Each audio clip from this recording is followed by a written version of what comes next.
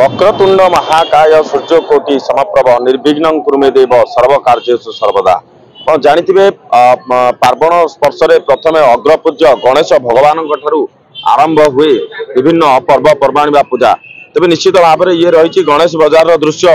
गणेश पूजा वर्तमान आज गणेश चतुर्थी एवं आज गणेश भगवान जदि कहवा विभिन्न ढेंकानाल सहर विभिन्न मंडप पूजा पाँच विभिन्न बजार मंडप पूजा पाँच गणेश महाप्रभु।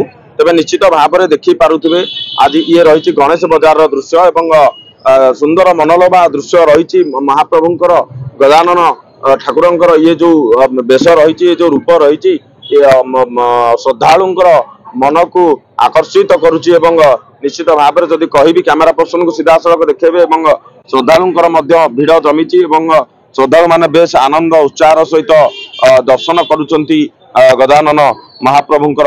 तेबे ये सर्व पुरातन अनुष्ठान गणेश बजार रही। तेबे निश्चित भाव में आम आलोचना करवा आम पाखे वर्तमान अच्छा जी की कहवा कि संपादक अच्छा बजार। तेबे कौन कहिबे आज्ञा आज नमस्कार आज्ञा नीति क्या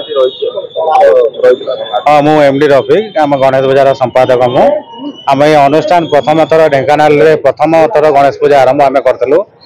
ये प्राय 65-70 वर्ष ये हम आम अनुष्ठान पूजा कर आमर ये भाईचारार पूरा अच्छे आम बाजार समस्ते मिसिकी कौन अंतर्भेद न था कि समस्ते मिसिकी आमर वयस्क लोक परंपरा रही आज ये पुष्पांजलि पुष्पांजलि दिहला भोग आमर प्राय सब बजार 1000 लोक 1200 लोक भोग बंटाला आ प्रसाद सेवन प्रोग्राम भी आम रखीचु या 2 दिन 11 तारिख में प्रसाद सेवन रखीचु जोटा कि ढेंकानाल प्राय सब बजार कमिटी समस्त लोक साही बासिंदा को लेकिन समस्त डकई आम प्रसाद सेवन भी करुचु।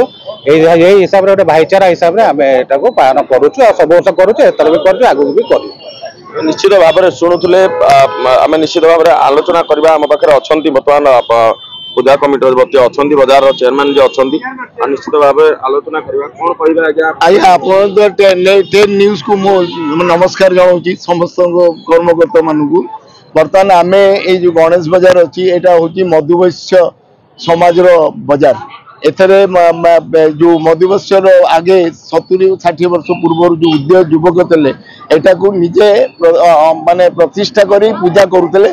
बर्तमान एटा बजार हिसाब रे आज को 60-65 वर्ष है पूजा करी। वर्तमान जो पूजा अनुष्ठान चली सुरक्षा कौन व्यवस्था कराई सुरक्षा अच्छा पुलिस बाबू अच्छा आमर मेंबर भी अच्छा आमे निजे बसिकी माने देखुचु कौन होउची न होउची आमे सब बेले अलर्ट रहउचु।